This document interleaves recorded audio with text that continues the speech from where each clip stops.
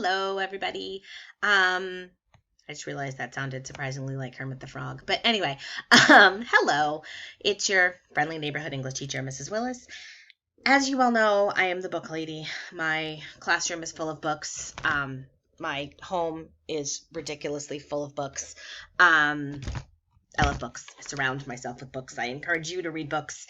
And my students have been doing so well this year on the Book Love Project that I wanted to make sure that you can actually get some reading done at home and keep up all of the progress that you've made. If you're anything like me, you're getting a little bit sick of Netflix and a little bit sick of video games, which, I mean, really, who knew that was going to happen? Even my 7-year-old has actually started reading, and she is a huge reluctant reader. But she got sick of everything else. So all of a sudden, she's reading every Fly Guy book she can get her hands on. I recommend you try it. However, we're stuck home. I'm sure your parents don't feel like spending a ton of money on Amazon. All the public libraries are closed, and you can't get into my fantastic classroom library in order to borrow whatever you want. So the purpose of this video is for you to figure out how to get a library card online so that you can download books on the free Overdrive app and read on your iPad or your Kindle or whatever you have available, even your phone, while we're stuck home due to the pandemic. So the first thing I'm going to tell you about is if you live in Massachusetts, you can get a free e-card from the Boston Public Library. So if you go to the Boston Public Library website at bpl.org and click log in my BPL, let's see, log in and register. You will see, don't have a BPL library card? Get an e-card. Once you click on that, you are going to put in all of your information in order to get an e-card. So, register or renew an e-card. Getting started. You do not need an e-card if you have a physical Boston Public Library card. You also don't need an e-card if you have a physical library card from your local public library. Your physical card will allow you all of the benefits. So if you have a library card, skip this, move on to the end of the tutorial where I'm showing you how to use the Overdrive app. You also have to live in Massachusetts. So you need an address physically in Massachusetts. It asks you, is your primary permanent residence in Massachusetts? If it's not, if you live in Rhode Island, I did a little bit of searching and discovered that you can get an e-card through the Providence Public Library. It says, let's see, you can register for a temporary card online. So while we are involved in a pandemic, you should be able to at least log on and get one that way. So once you get your free library card, you are going to check your email because that is most likely where it was sent to when you put your email in.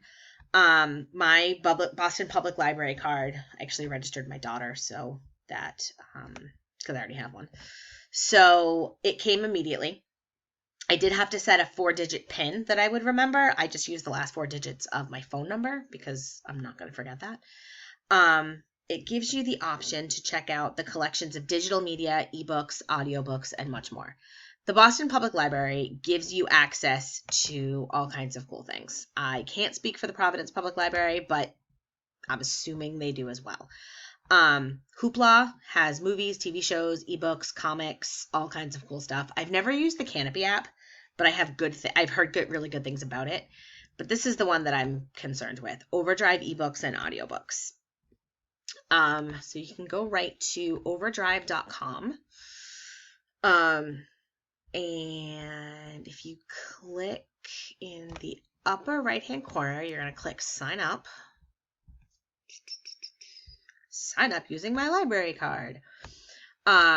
You're going to search for your library. So if it is the Plainville Public Library or the Boston Public Library or the, Providence Public Library, the Norton Public Library, good old Attleboro Public Library, whatever. Search for that. If you did pick Boston, there are a ton of different branches. So you are going to look for...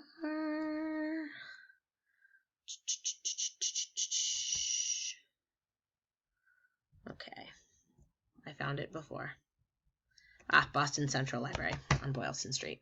Very fancy.